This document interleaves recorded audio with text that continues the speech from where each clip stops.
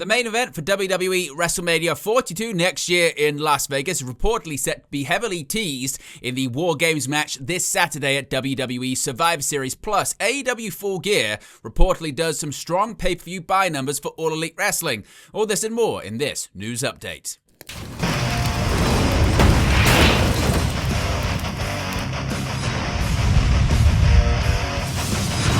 Hey guys, welcome back to Wrestling News 365. Hope everyone is doing very well. As always, there are plenty of news stories to get into in the world of professional wrestling. Let's begin with this weekend's WWE Survivor Series and some strong teasers for the main event of next year's WWE WrestleMania 42 extravaganza in Las Vegas.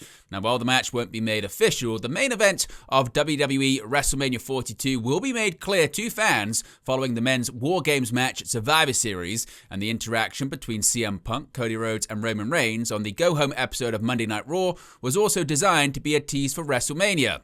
That is according to Dave Meltzer on Wrestling Observer Radio, who said the following. He said, quote, "I was given the impression that the WrestleMania main event on Saturday, there will be teasers that will help you figure out who the WrestleMania main event will be. Certainly on Monday, the tease on Monday was absolutely a tease for the main event, which would lead you to believe it's Roman Reigns challenging either Cody Rhodes or CM Punk."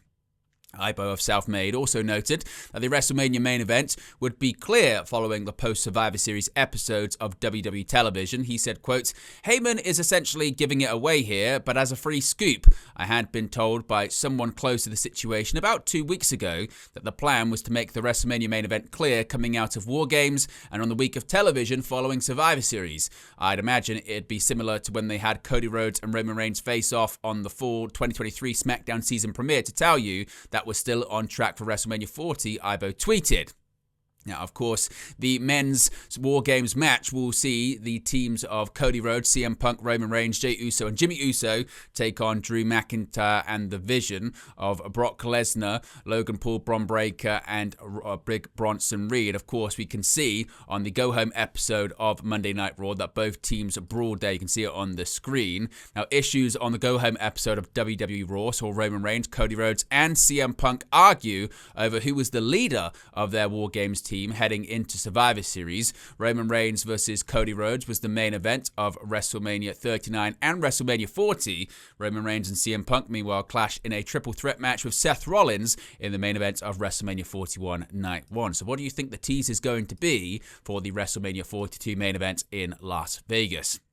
Now, going over to AEW Full Gear here, and it looks to have been good business for All Elite Wrestling. Full Gear 2025 looks to have been a successful pay-per-view for All Elite Wrestling. Dave Meltzer reported on Wrestling Observer Radio that Full Gear was probably AEW's biggest pay-per-view buy rate since July's All In Texas show. Meltzer said the following. He said, quote, "It is probably the biggest number since All In, which is better than I expected." He said, "The numbers that I have seen are way up from the last two shows, so it was a successful show," Meltzer said. Now, the exact pay-per-view buys for Full Gear were not revealed, but the highest pay-per-view buy rate since All In Texas was All Out's 135,000 to 140,000. Full Gear aired from the Prudential Center in Newark, New Jersey on Saturday, November 22nd. The show has been rated as another good pay-per-view from All Elite Wrestling, and key moments saw Samoa Joe defeat Hangman Adam Page for the AEW World Championship in a steel cage match, after which Swerve Strickland also made his return. Other moments on the show saw Mark Briscoe win the TNT title, the Elite reunite, Ricochet win the Casino Gauntlet to become the inaugural AEW National Champion, and Kyle O'Reilly pick up a victory over Jon Moxley. Other reports have stated that the morale was, quote, very high backstage in AEW coming out of Full Gear. Between 10,000 and 11,000 fans were in attendance at the Prudential Center for the pay-per-view. Estimated AEW pay-per-view buys for 2025, according to the Wrestling Observer newsletter, are as follows. Revolution did between 135 to 140,000. Dynasty did up between 110,000 and 120,000. Double or Nothing reportedly did between 122,000 and 130,000. AEW All In Texas did between 180 and 185,000. Forbidden Door was between 122 and 130,000.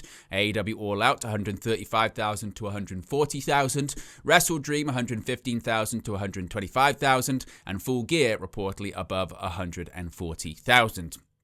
Now let's talk about Andrade, a big update when it comes to his future in pro wrestling, just what is going on with him as he battles a WWE non-compete clause. Now, WWE and Andrade El Idolo are reportedly currently in negotiations over the one-year non-compete clause, which was activated after the company fired Andrade with cause in September of this year.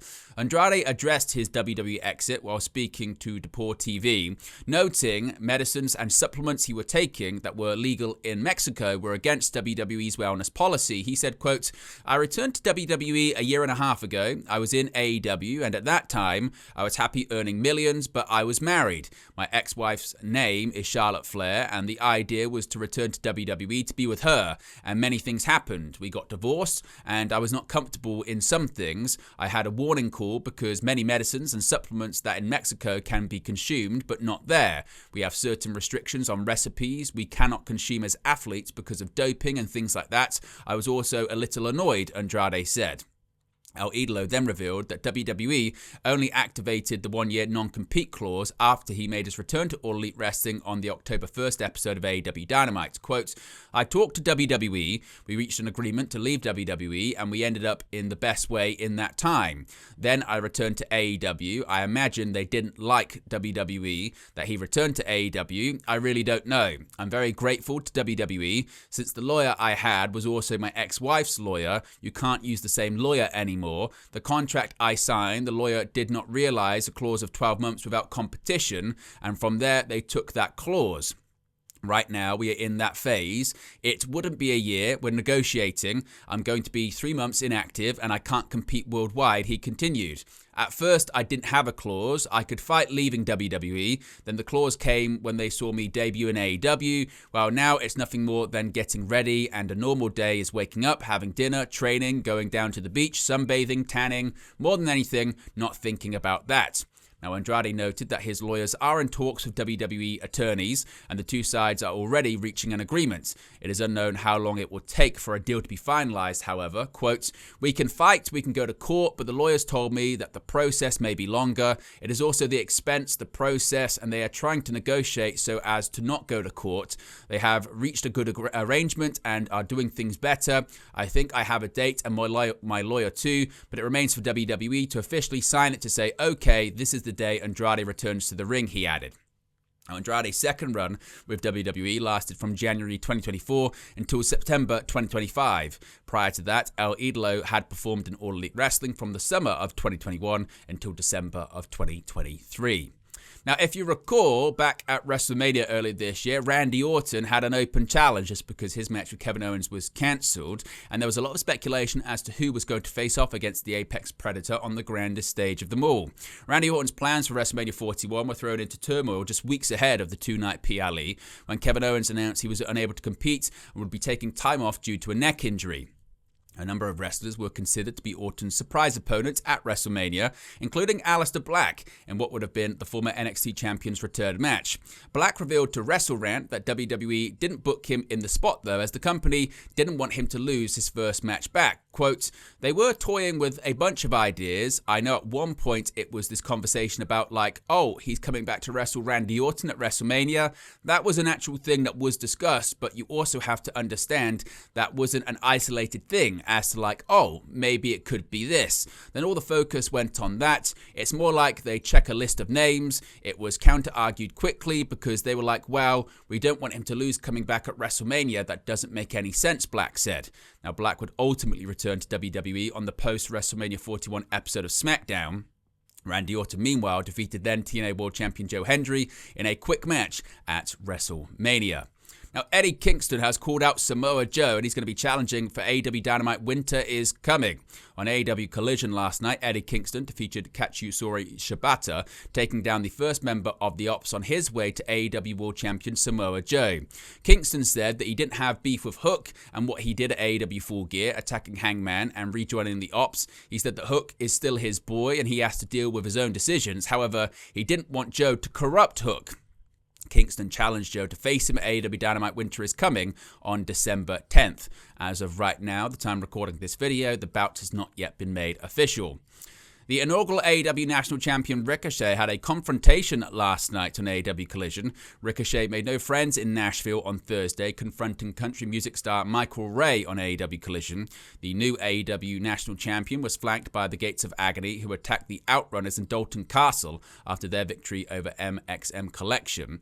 Ricochet didn't get physical during the attack, just calling the shots as Gates of Agony laid out Castle and the Outrunners.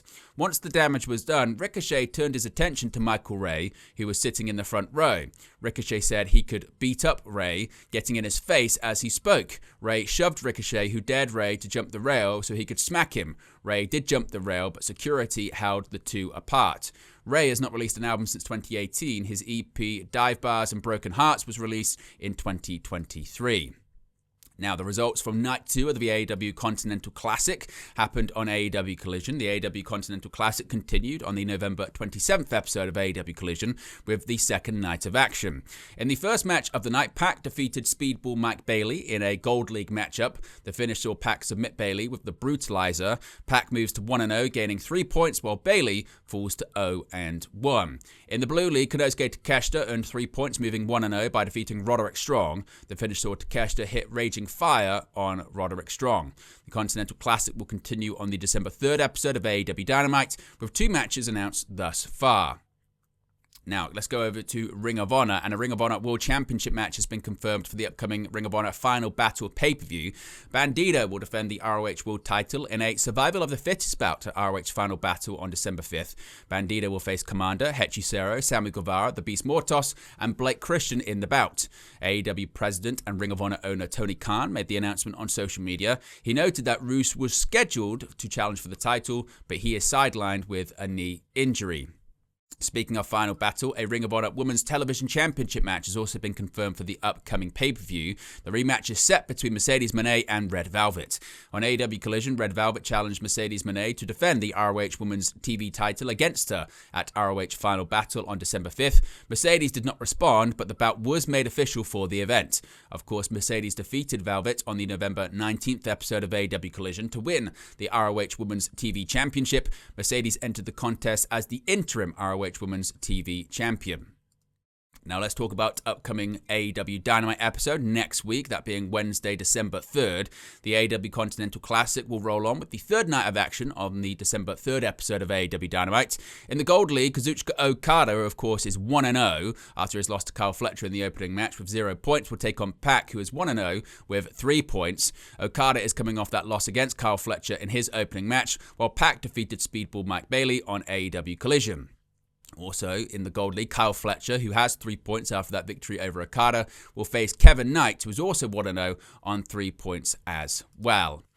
Now, more matches have been confirmed for TNA Final Resolution.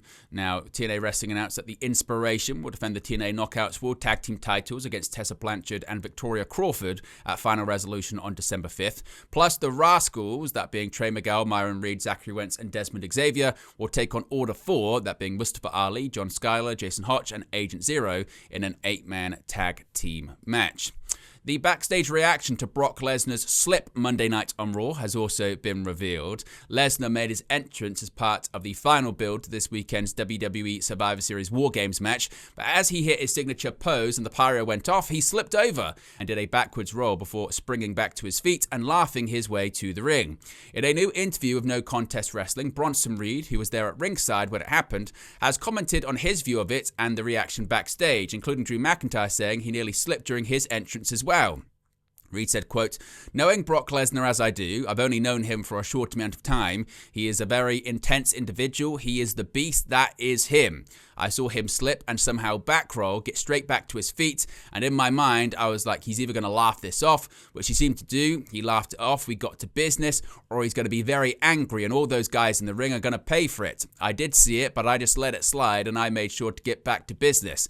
I think Brock himself said it backstage. He walked through the curtains. He had slipped on something. I don't know who wrestled before, because Drew said in his entrance he almost slipped, so I don't know if someone had wet hair or oil or something that was out there on the entranceway. I don't think it fazed him too much. He's the sort of individual, if that was someone else and they would slip, they'd probably fall on their ass, and it would be people wouldn't engage anymore from there. It'd be hard to get the people back. But because it's Brock Lesnar and he almost backrolled, got back to his feet, took his cowboy hat off, and you knew he's still going to beat the hell out of people. So if it was going to happen to anyone, at least it's him. Now, an update here on Bear Bronson, possibly on being on his way to TNA Wrestling. Now, Fightful Select has reported that Bear Bronson is scheduled for TNA's tapings in El Paso, Texas. TNA will run 3 shows in El Paso, beginning with Final Resolution on Friday, December 5th. Saturday, December 6th, and Sunday, December 7th will feature 2 days of TNA Impact tapings to complete Anthem-owned promotion schedule for the year. It emerged this week that TNA had held talks with Bear Bronson and were interested in him working the El Paso tapings. TNA were hopeful he would sign with them if talks went well. Bear Bronson was a part of AEW from December 2020 until his contract expired on May 31st this year, although he hadn't been used by the promotion this year. Bronson was part of Bear Country / the Iron Savages with Bear Boulder, but Bronson cut ties with Boulder, real name Thomas Tommy Wanzor, after he was arrested for battery by strangulation in January of 2025. While Bronson didn't wrestle for AEW in 2025 prior to his contract expiring, he has been active on the independent wrestling scene throughout the year, wrestling 89 matches across a number of companies, including GCW, Beyond Wrestling, and ICW No Holds Barred. And finally, we have the ratings for last Friday's episode of WWE SmackDown. This was reported earlier by Programming Insider and confirmed by WrestleNomics. SmackDown ranked number 2 for the night on cable in the 18-49 demo. The Florida State versus North Carolina State college football game on ESPN was number 1 with a 0.47 18-49 rating. But the show drew 1.210 million viewers, which is up 4% from last week's number, which was 1.158 million on the USA Network. The show also scored a 0.29 rating, which is up 7% from last week's 0.27 rating on USA as well. Of course, this is part of the Big Data Plus panel methodology, which has caused some friction when it comes to the actual viewership and key demographic numbers. But there you go, guys. Latest pro wrestling news for you. Be sure to smash a like on the like button. Be sure to subscribe, bottom right-hand corner. As always, let me know your thoughts in the comment section below, and I'll speak to you again very, very soon. Hey guys, thank you for watching, listening, streaming, or however you come across this video today. Be sure to click on the video on the right there to watch our next video, or click the bottom there to subscribe, or the bottom right hand corner. Thank you very much, and I'll speak to you again very soon.